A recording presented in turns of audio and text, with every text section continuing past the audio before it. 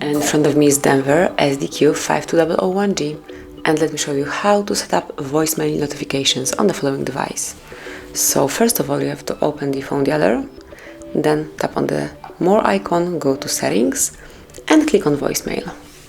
And here just click on notifications to customize them. At first you have to activate them right here, and now just click on importance. And you can pick either low, so you will receive no sound on or visual interruption, medium, no sound, still visual interruption, high, you will have the sound, or urgent, make sound and pop up on screen. And let me pick this one. And that's it, now you've just personalized the notifications. You can also pick the sound to the notifications, pick one from the following list. Let me choose, for example, tweeters, tap on OK.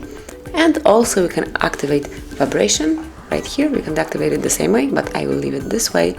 And then you can show notification dot if you want to, you can turn it off.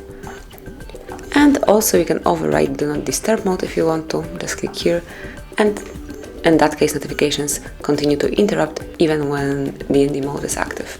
So this is it, this is how you can customize notifications in your voicemail. Thank you for watching, please subscribe our channel and leave the thumbs up.